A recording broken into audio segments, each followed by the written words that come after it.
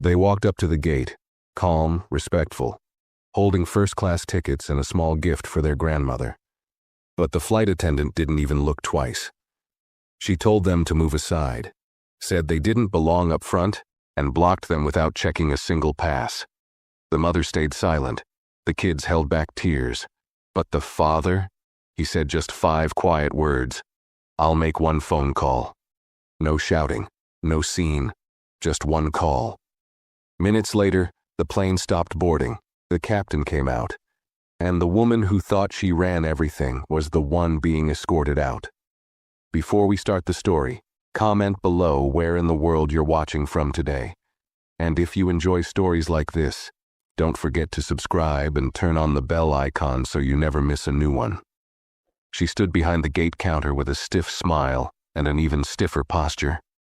Clara Benton had worked this airline long enough to think she knew exactly who belonged in first class and who didn't. She scanned each ticket like she was granting a personal favor, barely glancing at the passengers before waving them through. Then, a family stepped forward. 4 well-dressed black passengers, quiet, respectful, and calm. Stephen, the father, wore a navy wool coat and carried a sleek carry-on. His wife, Teresa, had a soft cashmere scarf wrapped around her shoulders and a small gold gift bag in hand. Their son, Daniel, maybe 15, stood tall and quiet, while their younger daughter, Alana, clutched her backpack and looked around curiously, her free hand held tightly in her mother's. Stephen offered a polite nod and handed over the boarding passes. Clara took one look at them, then at the family, and her smile tightened. Without scanning a single ticket, she handed them back. "Economy is boarding at Gate 6, she said, gesturing toward the far end of the terminal. Teresa frowned gently. "These are first-class tickets." Clara barely blinked. "I'm sure they are, but there must be a mistake. First class is reserved for elite passengers." Stephen didn't flinch. "We're platinum level. Please scan the passes." Clara hesitated, then took one ticket and scanned it. The green light beeped. She scanned another. Same result. Her face didn't change. "The system probably glitched," she said quickly. "Sometimes it reads things wrong.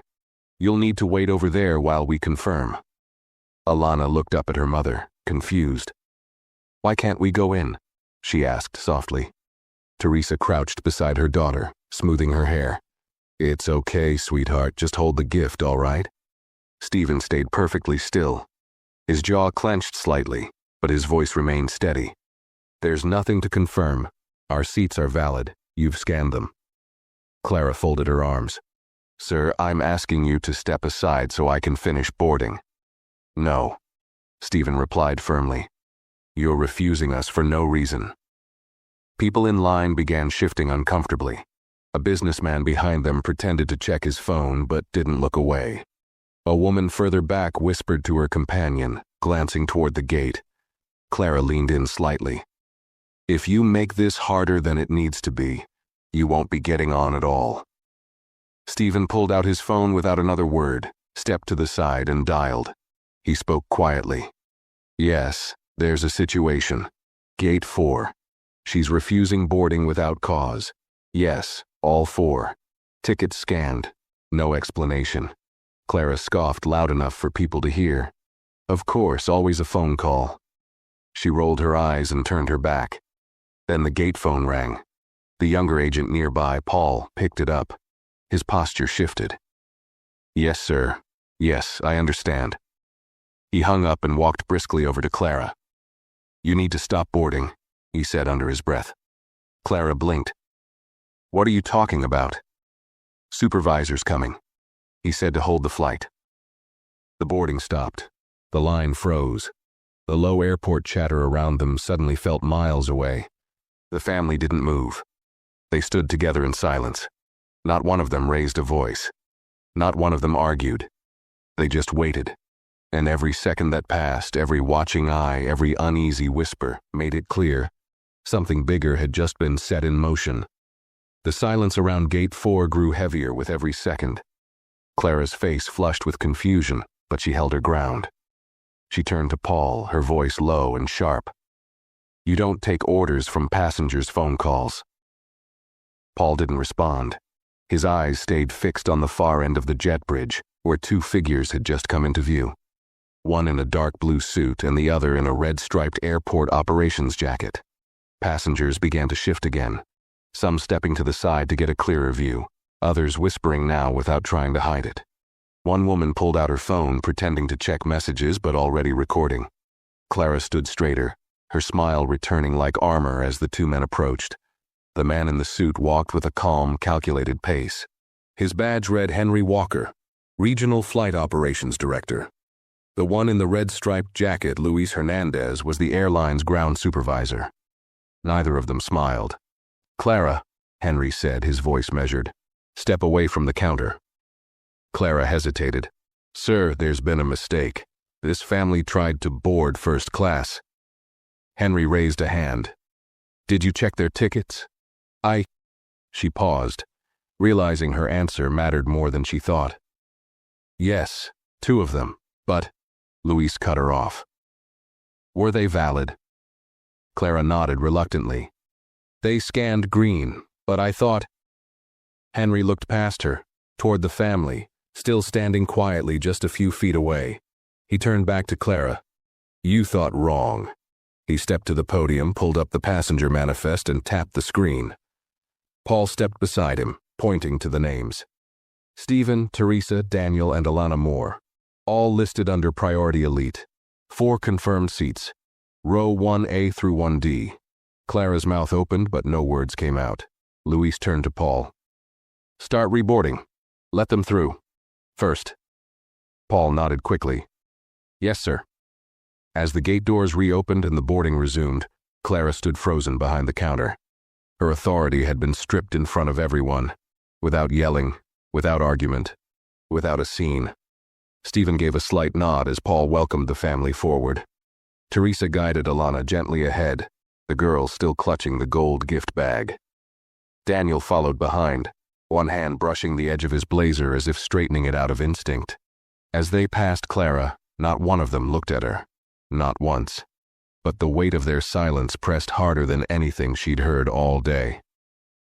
Clara's heart pounded. The pit in her stomach deepened. And as the family disappeared down the jet bridge, she felt something she hadn't felt in years. Uncertainty. Something wasn't right. Something bigger than a mistake had just happened. And the worst part? She didn't know who had been on the other end of that phone call. But whoever it was, they had just taken control of everything. Inside the aircraft, the cabin crew had just finished preparing first class. The cabin smelled of fresh linen and citrus cleaner. Flight attendants adjusted pillows and tucked in headsets, moving quickly before the rest of the passengers arrived. Everything seemed routine, until the jet bridge door opened and Paul stepped in, ushering the Moore family forward. Stephen led his family quietly into the cabin. Teresa followed behind him, holding Alana's hand, while Daniel walked with steady steps, his eyes scanning the polished wood panels and white leather seats. They placed their bags in the overhead compartments without assistance. There were no questions, no commotion. They simply took their seats 1A to 1D as they were always meant to. The lead flight attendant, Rachel Monroe, glanced up from her final checks. She was about to offer a greeting but stopped the moment she saw Paul step in behind them. Looking nervous, Rachel walked over, lowering her voice. "What's going on?" she asked. Paul leaned in. Henry Walker and the ground team just escorted them through. Clara denied them boarding. There was a call made. His voice dropped further. From someone high up, like really high up. Rachel's eyes widened. She looked toward the family now buckling in, silent and composed. They didn't look angry. They didn't even look bothered. But there was something about them, something still like they were waiting for the next part of a plan that hadn't revealed itself yet. Back at the gate, Clara hadn't moved. She stood near the corner of the counter, arms crossed, lips pressed tight. Her heart raced, but her pride kept her from showing it. Luis returned to the desk, holding his tablet. "Go take a seat near the crew area," he said flatly. "Mr. Walker will speak with you after the flight." Clara raised an eyebrow. "I'm still working this flight." "No, Clara, you're not," Luis replied. You've been removed from active duty until further notice. What? For what? One mistake? Luis didn't answer.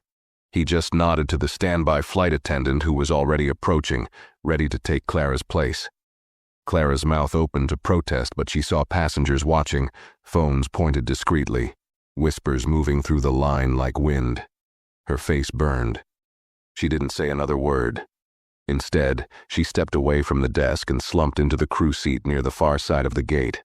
Inside the aircraft, Rachel approached the Moore family again. This time, she bowed her head slightly. "If there's anything I can do to make your flight more comfortable," she said gently. Stephen gave her a polite smile. "You've already done more than enough." "Thank you," Rachel nodded once, then moved away. She didn't press, didn't ask questions, but she felt it too now, that something unspoken had shifted in the air. The boarding continued, but the mood was different. Passengers filed in more carefully, aware that something strange had just happened at the gate.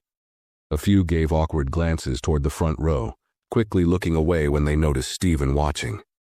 And then, as the doors began to close and the cabin settled, a quiet message appeared on Rachel's tablet screen. A direct message from corporate operations. 5 simple words. "Expect contact from executive office." She looked up sharply. Something was coming, and it wasn't small. The aircraft door sealed shut with a heavy click, followed by the soft chime of final cabin checks. As the engines began to hum and the crew moved through safety demonstrations, Rachel kept one eye on her tablet.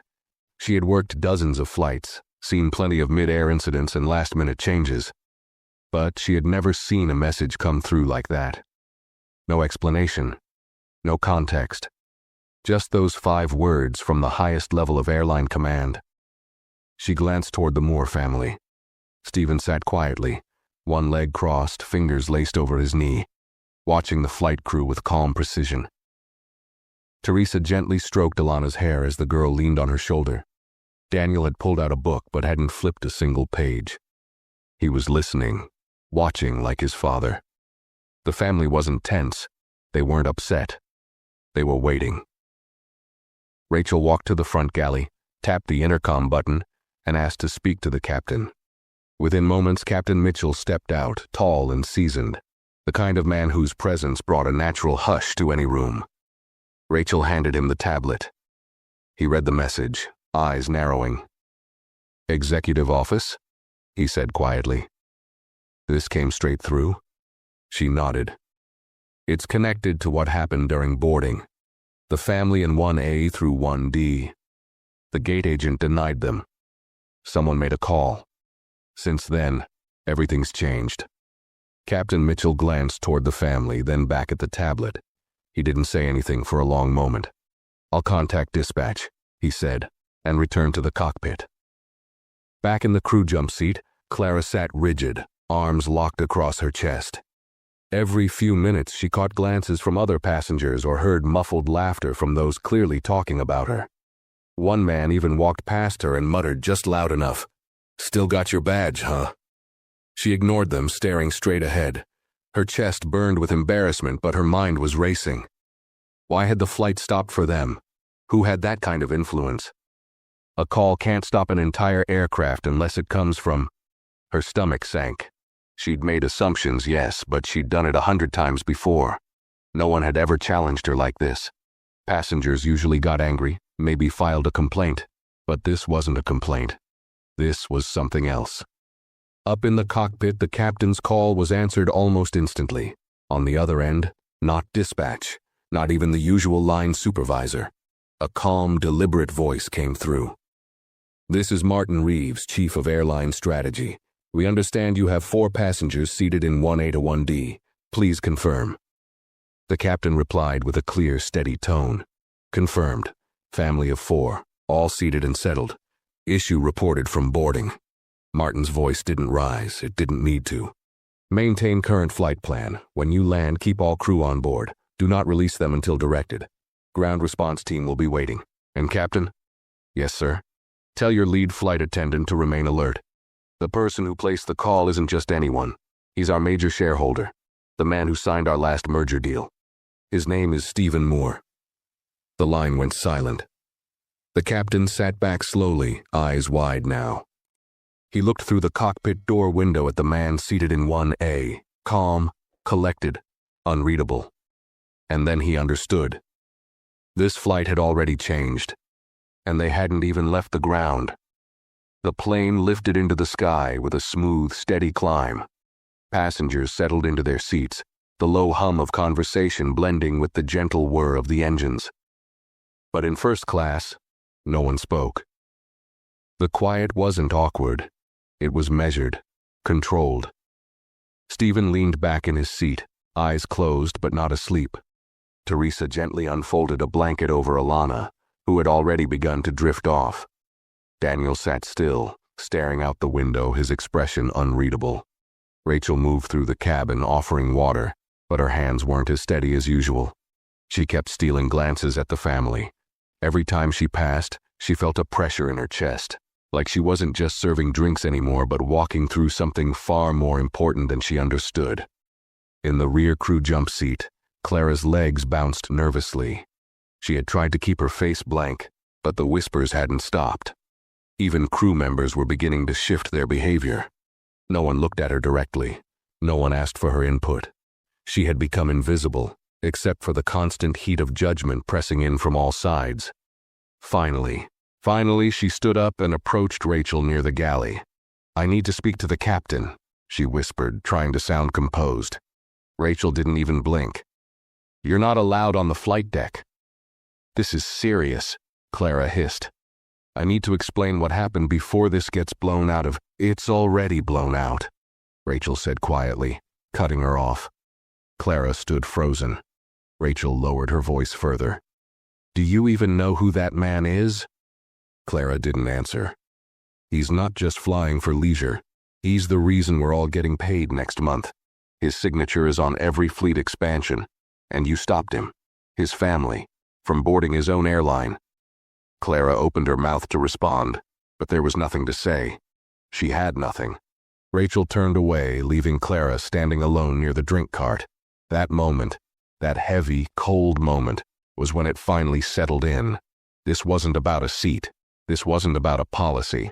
This was about judgment. And hers had just ended her career. Back in the cockpit, Captain Mitchell sat in silence, eyes locked on the horizon but mind turning over every word from the executive call. He had never received mid-air instructions to retain crew after landing. That only happened when there was a legal violation or a top-tier internal case. And this one? This wasn't going to be swept under the rug. He glanced down at his screen. Another message had come through. "Prepare incident statement. Internal Affairs will conduct interviews upon arrival. All communications to be logged." That was the moment he realized. The real turbulence hadn't even started yet. The hours passed slowly. The plane cut through calm skies, but inside the air felt heavier with every mile. First class remained unusually quiet. Even the passengers who typically ordered wine or asked for extra pillows seemed cautious, unsure how to behave. Every one of them had seen what happened at the gate, and every one of them had felt the shift when the Moore family boarded. When they realized this wasn't just any family. Stephen hadn't moved much since takeoff. He sat upright, eyes forward, silent. Not cold, not arrogant. Just still, like a man who knew exactly how things would unfold. Teresa leaned her head against the window, watching clouds pass, her hand resting gently on Alana's shoulder. Daniel had finally opened his book but seemed to be reading the same page for the last 20 minutes. Rachel, making another quiet round with warm towels, hesitated near them. She paused, then bent slightly toward Stephen. "If you or your family need anything at all, please don't hesitate." Stephen turned to her, meeting her eyes for the first time. His expression was calm, but it carried weight. "You've been kind," he said simply. "That's enough." Rachel offered a soft nod and continued down the aisle, her heart pounding. That man didn't raise his voice. He didn't need to. She'd served executives before, some loud, some difficult, but none like this. Stephen Moore had the kind of presence that didn't demand respect. It made people check themselves. Back in the rear crew section, Clara couldn't sit still anymore. She stood near the galley, arms crossed tightly, every part of her stiff with dread. She'd gone through her actions again and again in her head. How she'd looked at that family, how she'd assumed they were in the wrong, how she hadn't even scanned all 4 tickets before deciding they didn't belong. Her pride still tried to twist the narrative. It was just a misunderstanding. It was procedure. Anyone could have made the same call. But something deeper in her knew that wasn't true. She hadn't questioned because of policy. She'd questioned because of assumption. And now she was sitting in the back of the plane she used to supervise. The seat that was once hers now filled by a junior attendant she had trained just months ago. The curtain that separated first class from the rest of the cabin had never felt so symbolic. She wasn't just physically removed. She had been pulled out of the world she believed she belonged in. The chatter among the rest of the crew was different too. Normally they'd joke quietly during cruise time, share snack packs, gossip about passengers. But today they barely spoke, and when they did, it wasn't to her. She overheard bits as they passed. He didn't even raise his voice. HR's going to eat this alive. She really slapped away her whole career. She squeezed her hands into fists under the galley counter. The silence from leadership was worse than being yelled at. The call she expected from the supervisor never came. No support, no backup, just a stillness that told her the damage was already done. Clara's eyes drifted to the front of the cabin. She couldn't see through the curtain, but she could feel them, Stephen, Teresa, the children. Calm, untouched, above the noise, above the judgment, above her. And in that moment, for the first time in all her years flying, Clara Benton realized something brutal. The people she once looked down on were the ones quietly watching her fall. And they didn't have to say a single word to make it happen. The hum of the engines filled the cabin like background music, but for Clara it was louder than ever. Every minute felt like an hour. Every glance from her fellow crew members felt loaded. She had tried to keep her chin up, tried to act like this was just a small mix-up that would pass. But nothing passed. The silence around her kept thickening, and no one, not even the junior flight attendant she once scolded for folding napkins the wrong way, looked at her anymore. In the cockpit, Captain Mitchell reviewed the latest directive, jaw clenched.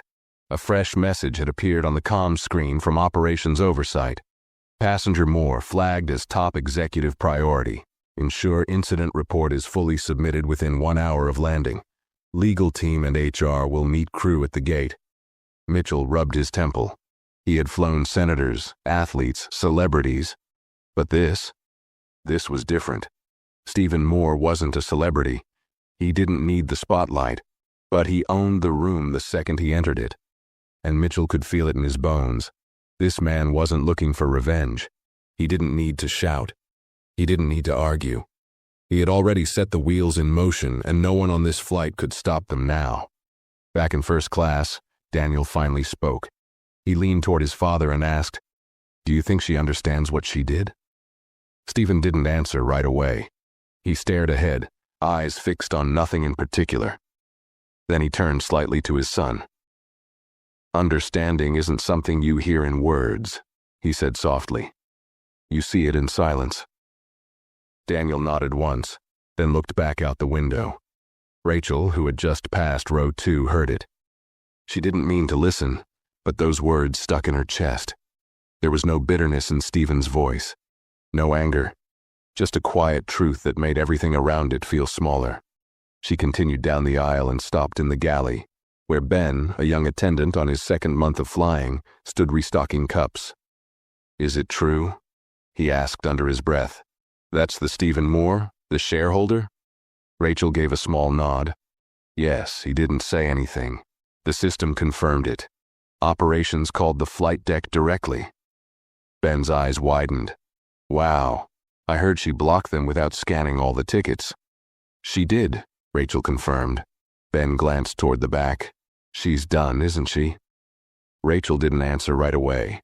She didn't want to take pleasure in someone else's fall, but the truth was, She had seen Clara make life miserable for junior staff for years, belittling them, correcting them in front of passengers, mocking those who didn't match her idea of first-class worthy. "She's not getting off this plane the same way she got on," Rachel said finally. "That much is certain." Meanwhile, Clara sat alone in her seat, trying to will time to move faster. Her hands gripped her armrests so tightly her knuckles had turned white. She had tried messaging her union rep earlier, but there was no signal. Her heart pounded harder with every update from the cockpit, every subtle shift in the crew's tone. Then Rachel appeared beside her, standing stiff and unreadable. Clara looked up, startled. "They want you in the front," Rachel said. Clara blinked. "Now." Rachel nodded. "The captain says there's someone from corporate trying to connect. They want to speak with you directly." Clara stood slowly, brushing off her uniform like it still meant something. Her legs felt heavy. Her mouth had gone dry. She followed Rachel toward the front, each step down the narrow aisle feeling like a courtroom walk. As they reached the cockpit entrance, Captain Mitchell stepped out holding a headset with a coiled cord. "They're waiting," he said, not unkindly but with no softness either. Clara put the headset on. The line was quiet for a second. Then came a voice, low, calm, and unmistakably confident. "Miss Benton, this is Raymond Spencer from Corporate Ethics." Her mouth opened, but no words came out. "You're aware of the situation, I assume?" Clara swallowed hard. "I didn't mean, I thought—" "Don't explain," the voice said evenly. "Not yet. Just listen." And Clara did. She stood there, headset pressed to her ear, while the man on the other end, someone who had never spoken to her before, spoke with total clarity. "Before this flight lands," he said, "you need to understand something. This is not a small matter. This is not a routine report. You made a decision that put the company at risk, publicly, legally, and reputationally." Clara felt her breath catch. "You didn't just disrespect a passenger," the voice continued. "You disrespected the owner." And just like that, the last thread of control she'd been clinging to snapped. Clara stood there, frozen at the cockpit doorway, headset still pressed against her ear, her spine stiff, her throat dry, her hands shaking just slightly, but she didn't dare let them fall from her sides. She listened as Raymond Spencer from Corporate Ethics spoke with a level of calm that felt colder than any shout could ever be. "This isn't just about a delay," he said. "It's about the message your actions sent. And unfortunately, this isn't your first flag. There are past records, multiple crew complaints, 3 prior passenger reports, and at least 1 ignored warning from internal compliance." Clara opened her mouth to speak, but Raymond didn't stop. "You made a decision without verifying facts. You didn't check all 4 boarding passes. You didn't ask for supervisor clearance. You didn't follow protocol." He paused. "But more than that, you judged them." The headset felt heavier on her ear with every sentence. Clara wanted to argue, to insist it wasn't like that, to say she was only trying to enforce procedure. But every excuse crumbled in her mouth before it could form. "You'll remain on this flight," Raymond continued. "Upon landing, you'll be escorted to the administrative office at the terminal. You are not to speak to media, fellow staff, or passengers. Security will be present, do you understand?" Clara closed her eyes for a moment, trying to push down the wave of nausea rising in her chest. "Yes," she whispered. "Yes, what?" "Yes. I understand." The line disconnected without a goodbye. She removed the headset slowly, her hands now clammy. Captain Mitchell said nothing. He simply nodded toward the front jump seat near the cockpit and stepped back inside, shutting the door. Clara sat down like she was sitting on glass, her thoughts a mess of what-ifs and too-lates. Back in first class, the Moore family remained composed. Alana had drifted off with her head resting on her mother's lap, her hand still loosely holding the handle of the gold gift bag. Teresa adjusted her daughter's jacket gently, whispering something only mothers knew how to say. Stephen looked out the window, unreadable, his fingers resting near the armrest. Daniel finally set his book aside and leaned toward his mother. "Will she lose her job?" he asked quietly. Teresa didn't answer immediately. She looked at her son, then at her husband. Stephen spoke without turning his head. She lost it the moment she thought she had more value than we did. Daniel nodded, though the weight of those words settled slowly. A few rows back, other first-class passengers whispered behind raised hands. One man, clearly uncomfortable, said, "They didn't even raise their voice, just one call and everything changed." His companion replied, "That's what happens when someone powerful gets treated like they don't belong." "Or," the first man muttered, "when someone finally says enough." Even the flight attendants now moved with a strange tension. Less chatter, more precision. Orders were taken quickly, but no one lingered. The energy had shifted. There was a new awareness in the cabin, an invisible pressure wrapped around the crew. Everyone could feel it. In the back galley, the junior flight attendant, Ben, whispered to Rachel, "Is it true she's getting pulled the second we land?" Rachel nodded. "Security's meeting the flight. Admin wants her escorted before debriefing. She's not coming back from this, is she?" Rachel's voice was low. "No one comes back from offending the man who owns your airline." Clara sat forward now, hunched slightly, trying not to be noticed. She had once walked the cabin with confidence, correcting uniforms, scolding staff over meal prep, talking down to passengers she thought were out of place. But now, she was invisible in the worst possible way. No one looked at her with respect, only pity, or satisfaction, or quiet, knowing judgment. She tried to breathe, but the air didn't feel like it belonged to her anymore. Her mind spiraled with thoughts of damage control. Maybe if she apologized publicly, maybe if she offered a written statement, maybe if she begged HR. But something inside her already knew. None of it would matter. Not to them, not to the passengers, and definitely not to Stephen Moore. He hadn't raised his voice, he hadn't made a scene. But with one call, one calm, private call, he had changed her entire future. Not with revenge, with consequence. And that, Clara now realized, was far more permanent. The flight neared its destination, and the captain's voice came over the intercom, calm and professional. "Ladies and gentlemen, we've begun our descent. Please fasten your seatbelts and make sure all tray tables are in their upright position. Flight attendants, prepare the cabin for landing." To most passengers, it was a routine announcement. But for a handful of people on board, it marked something else entirely. For Clara, it was the beginning of the end. For Stephen, it was the quiet countdown to closure. And for the crew, it was the moment they had all been quietly bracing for since the gate call had turned the day upside down. Clara stared at the seatbelt sign as it lit up above her, like it had a different meaning now. The seat beneath her suddenly felt too hard, her uniform too tight. The tension in her shoulders had turned to something almost unbearable. Shame mixed with fear, guilt wrapped in pride. She had never once doubted her place in this company, had never feared correction, let alone removal. But now, she couldn't stop shaking. Not on the outside, but inside, where it mattered more. She replayed every second at the gate in her head again.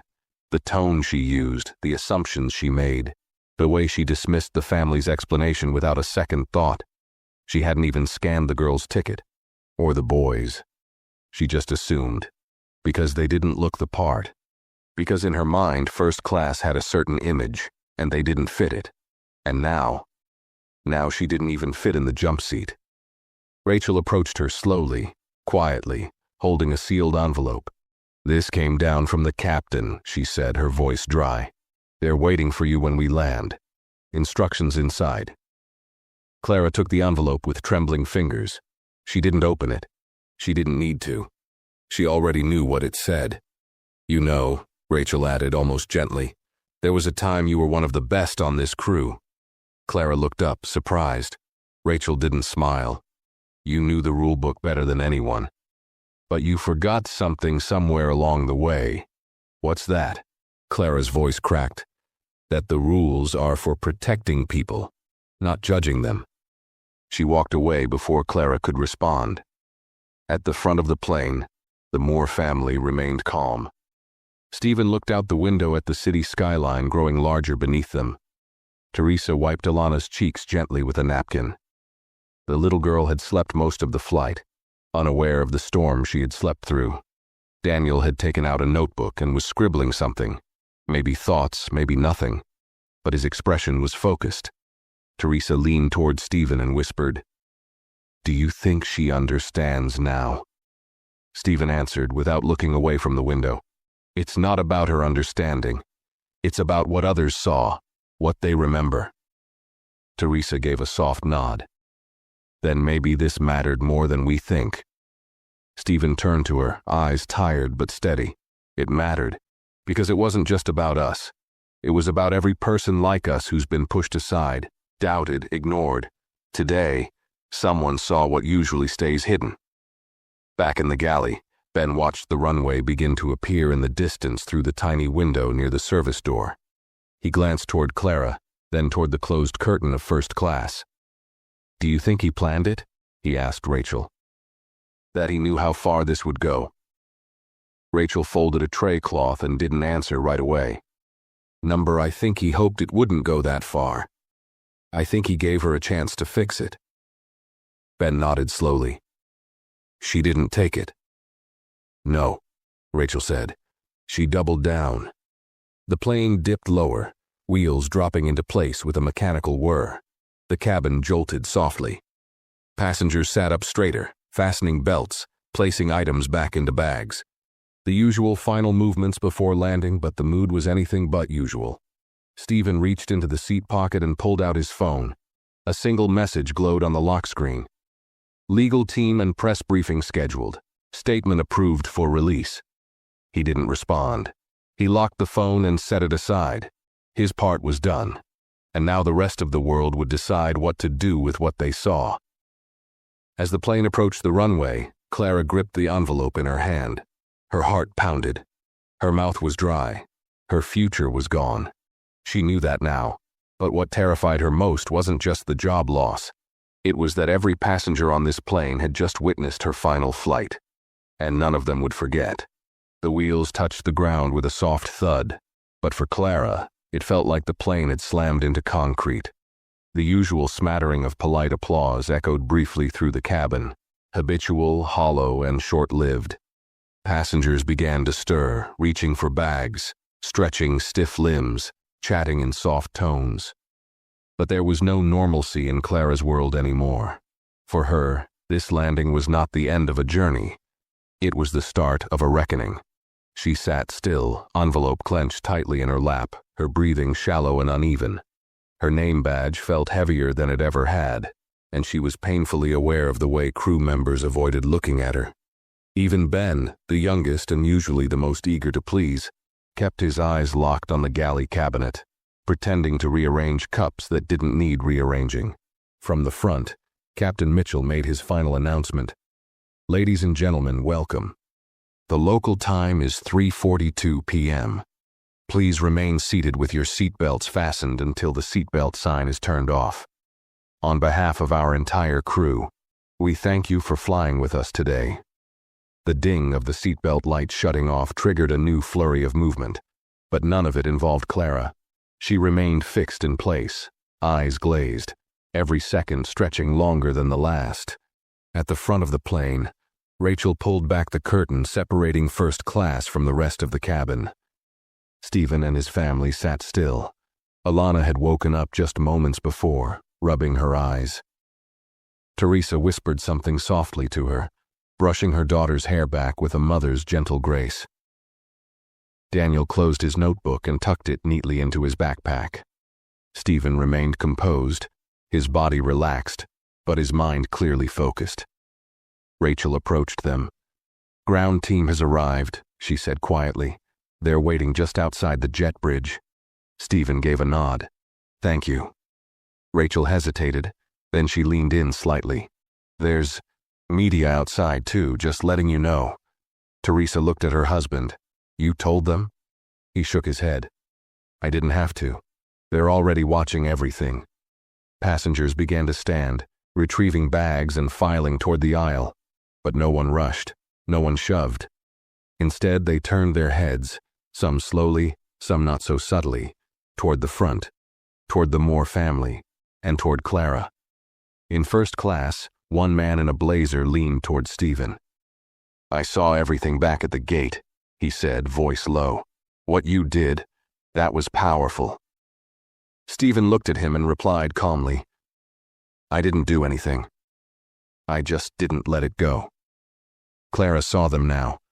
Faces turned toward the front, heads turning, people whispering. She knew the scene was being watched from every angle. A woman a few rows back even held her phone at chest level, the lens angled just enough to record. She didn't try to hide it. She didn't need to. Then the jet bridge door opened. There they were. Two security officers wearing black uniforms with silver trim stood flanking a woman in a sleek gray business suit. Her name tag read, Nora Fielding, Corporate Affairs. Her face was unreadable, but her presence screamed finality. Rachel stepped aside as Nora entered the plane. Her heels clicked softly against the flooring. She made eye contact with Rachel for a brief second, then with Captain Mitchell, who had stepped out of the cockpit. "Miss Benton?" Nora's voice was neutral, polished. Clara stood slowly, her hands trembling. She clutched the envelope like a lifeline. "Please collect your personal items and follow us. You will be escorted directly to the administrative office." Clara looked around once, at the passengers, at the crew, at the space she used to own. Rachel handed her a bag with her belongings, neatly packed, already removed from the overhead bin. Clara took it without a word. Then came the walk. Down the aisle she once marched with confidence. Past passengers she had scolded, ignored, smiled at with fake grace. Past the faces now watching her like she was a lesson. Some with pity, some with satisfaction, many with judgment. As she reached first class, her eyes locked for a moment with Stephen Moore. He didn't smirk. He didn't glare. He didn't need to. He looked at her the way someone looks at an old uniform, worn out, discarded, no longer fit for use. And just before she turned away, Teresa, still seated, spoke gently. Not mocking, not cruel, just calm. "I hope this teaches you more than it cost you." Clara's throat tightened. She nodded without replying, her face burning. Then she stepped through the open plane door, out of the aircraft, out of her role, and out of the world she had built her identity around.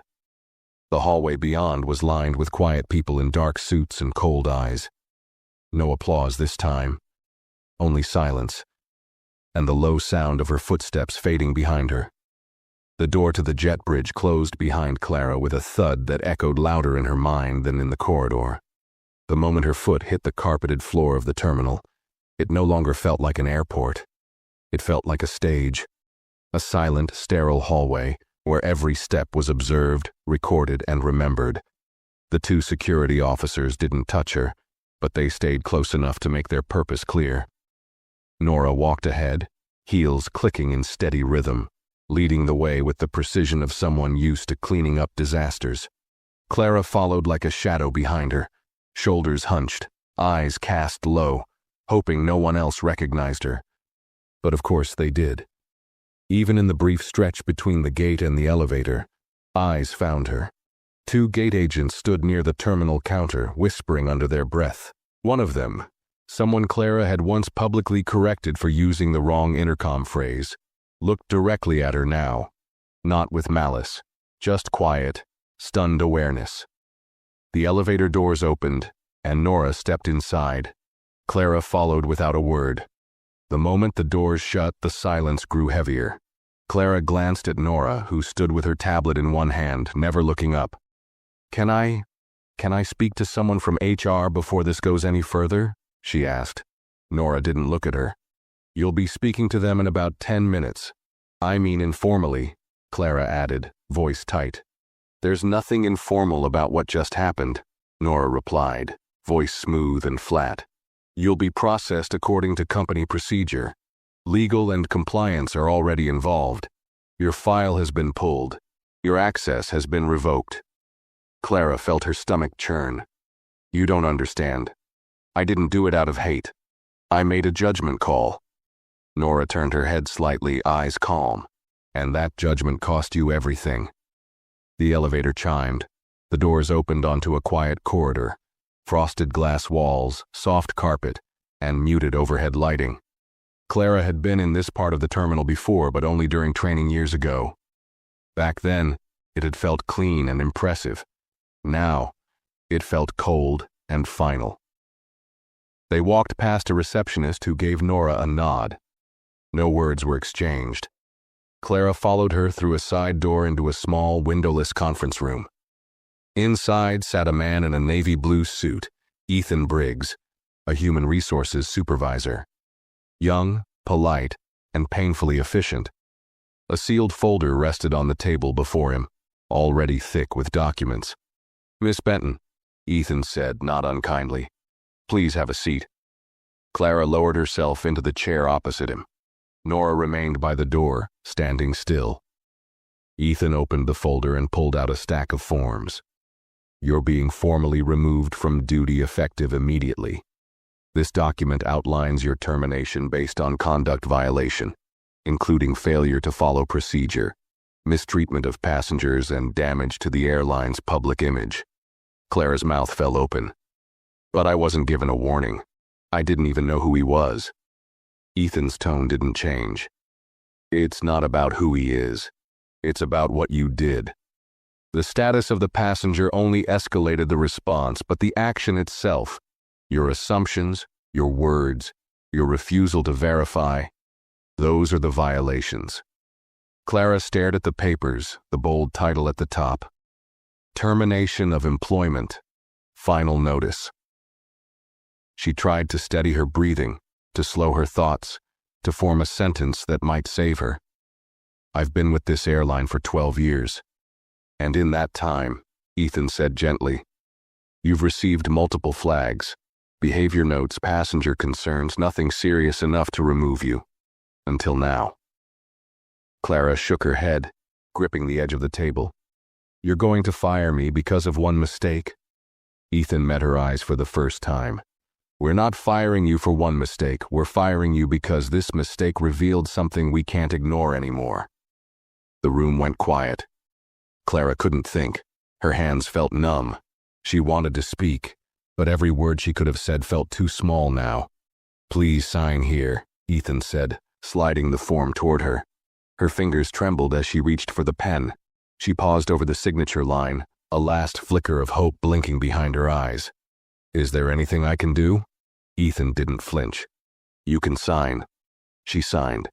He slid another form across the table. "You'll also return your badge, access card, and uniform. You will be escorted to the employee center to collect your belongings.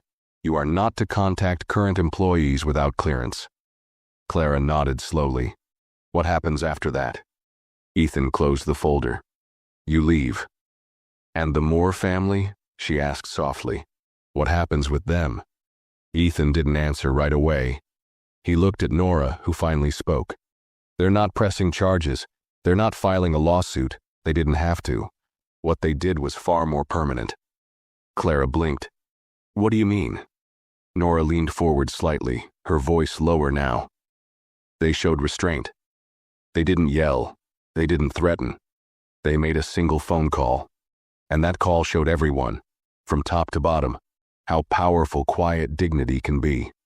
Clara sat back in her chair, her heart breaking in slow, painful silence. And in that silence, she finally understood what Stephen had taught everyone on that plane. Loud doesn't equal strength. Position doesn't equal power. And silence, when held with truth, can change everything.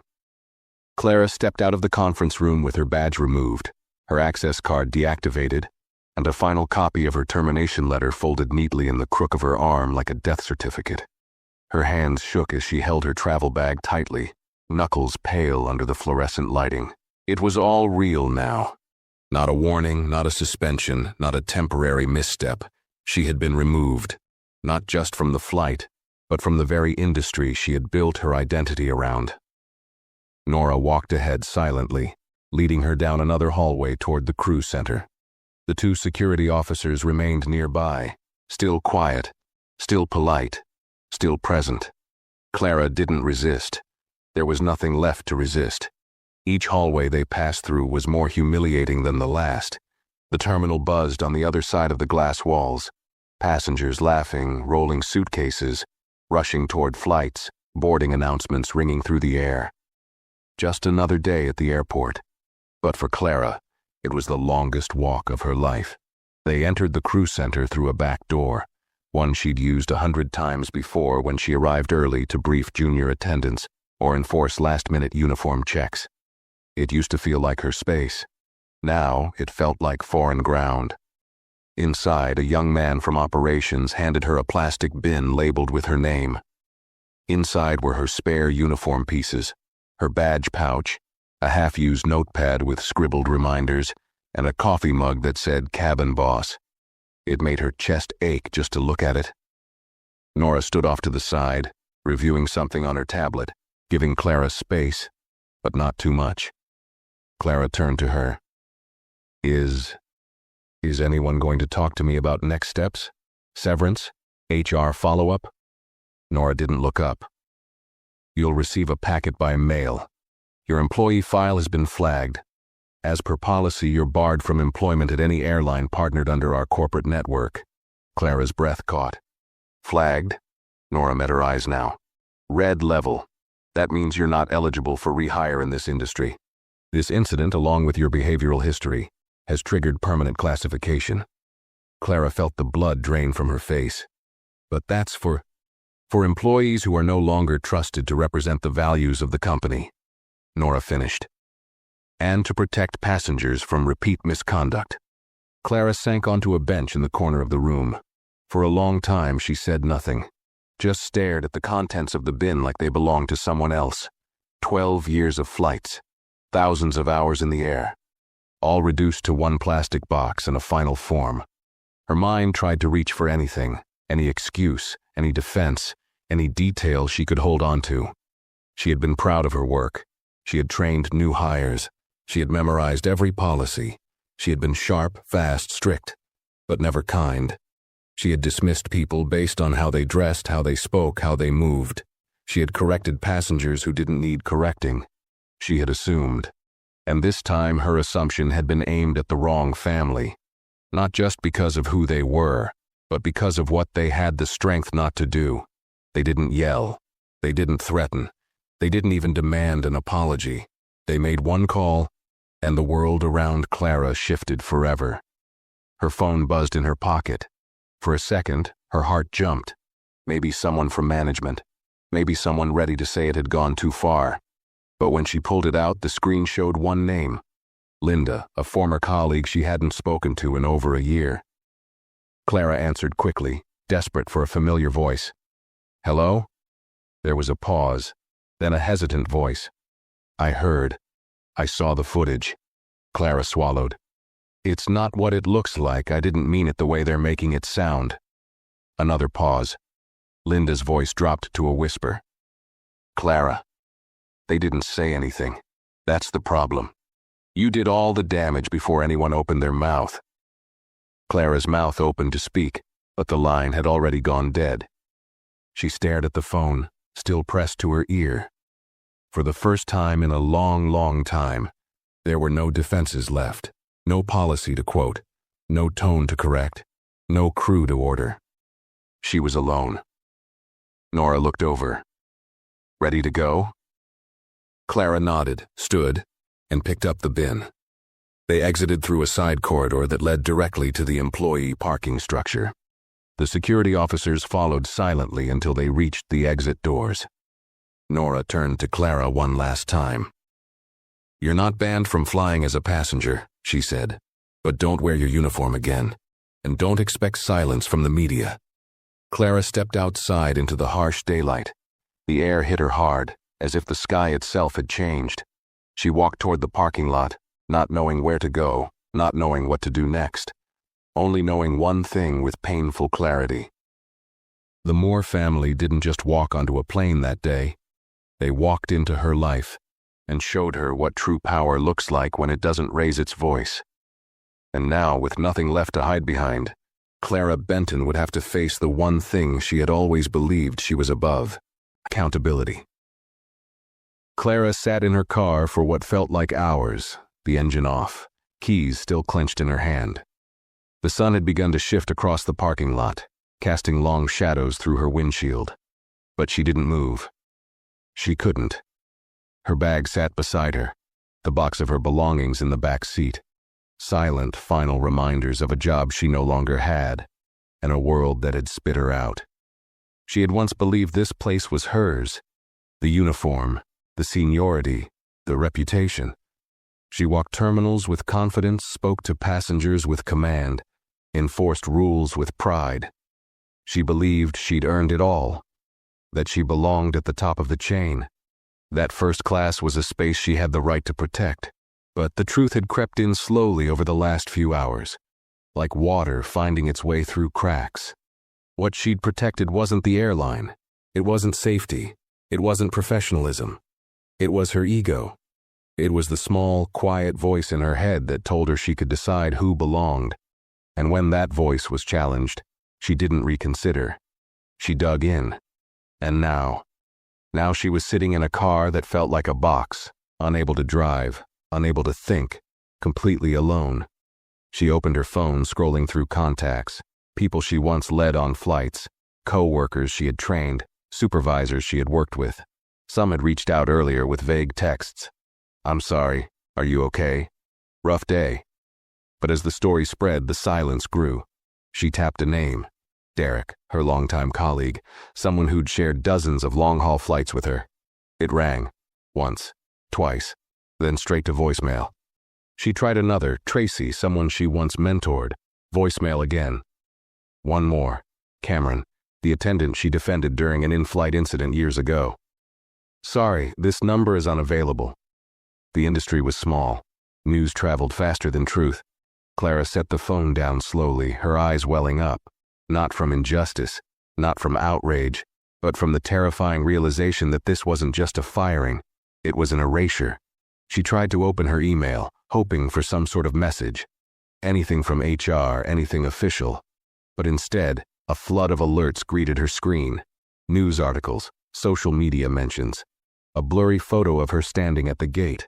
Another of her walking off the plane, head low, flanked by security. Flight attendant removed after refusing to let family board first class. CEO's quiet power, move leaves crew member speechless. They made one call.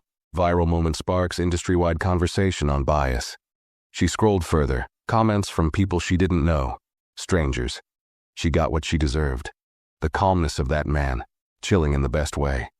Imagine thinking you have power until the real owner speaks up. She looked so sure of herself, until she wasn't. Each comment was another cut, another truth she had tried to ignore. She opened the article and saw it, a quote from one of the passengers who had witnessed everything. He didn't yell, he didn't cause a scene. He just said, "I'll make a call." And then everything stopped. She closed her eyes. That was the moment. The moment everything changed. And yet, all he had done was pick up a phone. No threats, no lawsuits, no social media rants. One call, one sentence. One man choosing dignity over drama. She remembered the way he had looked at her, not with anger, not even with contempt, but with the kind of calm disappointment that pierced deeper than rage ever could. It was the way her father used to look at her when she did something selfish, the way a teacher looks when you betray their trust, the way people look at you when you've lost something you can never earn back. Clara pressed her head against the steering wheel, her breath shallow, the weight of everything finally sinking in. She hadn't just lost her job, she had lost her place in a world she thought she understood. She could still hear Teresa's voice, soft and unshaken. "I hope this teaches you more than it cost you." She hadn't understood it then. She had been too angry, too humiliated. But now, alone in the quiet, she finally did. This wasn't just about her mistake. It was about what it revealed. And for the first time in her life, Clara Benton saw herself, not as the powerful, composed flight attendant she had always imagined, but as someone who had been given power and used it recklessly. And the only people who truly paid for it were the ones who didn't even raise their voices. Clara sat parked for what must have been hours, long after most of the terminal had emptied. and the sun had dipped beneath the edge of the horizon. Darkness settled in the sky, the airport's floodlights casting long shadows across the nearly vacant lot. She still hadn't turned the ignition key. She hadn't even reached for it. The heaviness inside her chest didn't let up. It wasn't just guilt anymore. It was something worse, something deeper. It was the realization that she had become everything she used to despise in others. The kind of employee who made quick judgments, who acted with arrogance, who refused to see people as more than appearances. She'd always prided herself on keeping things professional, on maintaining standards, but those phrases now echoed hollow in her mind. What she called professionalism had become habit. What she called standards had turned into walls she built to exclude others. And on that day, she didn't see a family. She saw a disruption, a threat to her control, and she acted on that. Her phone lit up again with more news alerts. One article now included a brief statement from the airline. She opened it slowly, reading each word like a sentence being handed down. "We do not tolerate behavior that violates the values of inclusivity and respect. This incident is under full review, and immediate steps have already been taken to address the matter in accordance with company policy. We extend our deepest apologies to the Moore family." They didn't name her. They didn't need to. Everyone already knew. She scrolled further. A video had been posted by one of the passengers, a shaky but clear recording taken during the confrontation at the gate. The sound was clear. It showed her voice, sharp and dismissive, telling the family to stand aside and wait for rebooking. The children's faces were visible. The discomfort, the confusion, the calmness of the father as he quietly said, "If you're sure about this, I'll make the call." The comments were brutal, but not undeserved. She closed the app and stared ahead. For years, Clara had believed that experience gave her the right to assert control. That seniority allowed for certainty. But the truth was now painfully obvious. None of that meant anything without humility, without respect, without the ability to pause and think before deciding someone's worth. She thought back to moments she had brushed off without thinking. Passengers asked to switch seats because they didn't look like they belonged there. People questioned for being too casually dressed in business class. Quiet families spoken to like intruders. She'd never hit anyone, never shouted, but she'd made them feel small. She'd made them feel less. And now the industry she had committed her life to, where she once felt powerful, respected, in control, had closed its doors on her completely. Clara reached for her badge again out of instinct, only to remember it wasn't clipped to her uniform anymore. It was in the bin in her back seat. It wasn't hers to wear now. She glanced at the seat next to her. Her cabin boss mug sat face up, the lettering bold and cruel. She picked it up, stared at it for a moment, then opened the car door, stepped out into the cold night, and dropped it into the trash bin nearby without ceremony. The sound of the porcelain shattering at the bottom echoed up from the metal walls, a sound more final than she expected. She leaned against her car and looked up at the night sky. Planes cut through the air above her, just distant blinking lights now. Somewhere up there, another crew was serving drinks, adjusting seatbelts, preparing for landing. Somewhere another family might be traveling. Maybe another gate agent would make a decision like hers. Or maybe not. Maybe someone had seen the video. Maybe someone had read the comments. Maybe someone had paused before speaking too quickly, before letting bias pretend to be procedure. Maybe someone would learn from her failure. And that, Clara thought, was the only thing left that mattered. Not her career, not her reputation, not her record, but whether someone somewhere could look at what she had done and say, "I won't be like her." She sank back into the car, started the engine this time, and let it idle. The headlights cut across the rows of empty spaces, glowing against the asphalt. Her hands rested on the steering wheel, but she didn't drive yet. There was no plan, no direction, only the road ahead, and the long, painful truth that sometimes the greatest losses aren't taken from you. They're what you throw away yourself, because you believed you were untouchable, until someone showed you. You never were. The next morning, the world had already moved forward. News feeds refreshed with new headlines. Airports buzzed with routine, planes departed, passengers boarded, and flight crews went about their checklists without missing a beat. But for Clara, time moved differently now. Slower, heavier, more honest. She hadn't slept. Her phone lay face down on the bedside table, silenced long ago.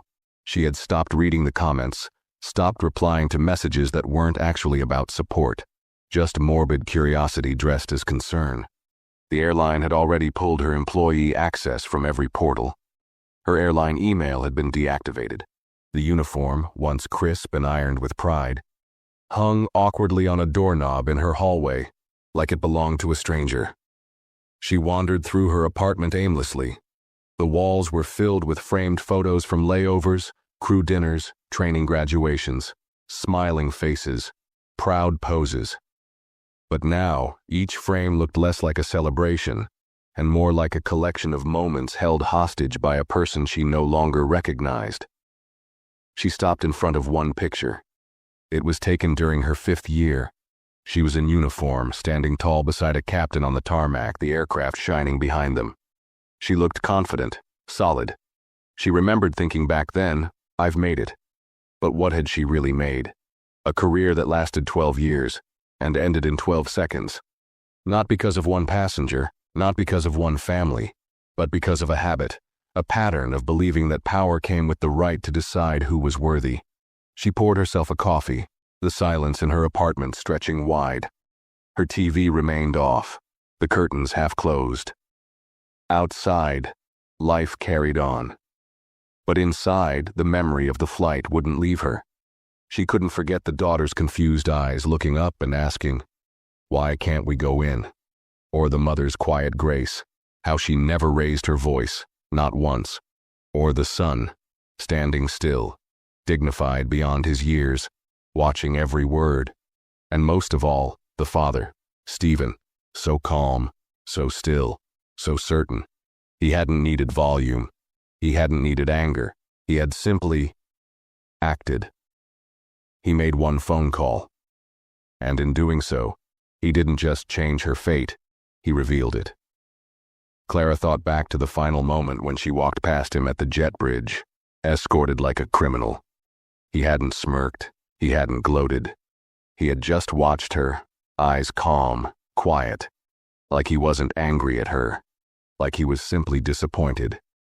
And that disappointment had been more cutting than anything else. She opened her laptop, instinctively typing in the airline's crew login portal, only to be met with an error. Access denied. Employee ID not found. Her throat tightened. There was no undoing what had happened. No appeal. No second chance. She opened a blank document. No plan. No purpose. Just an impulse. Her fingers hovered over the keys for a long time before she started typing. To the Moore family. She stopped, breathed, then kept going. You don't know me beyond a few terrible minutes.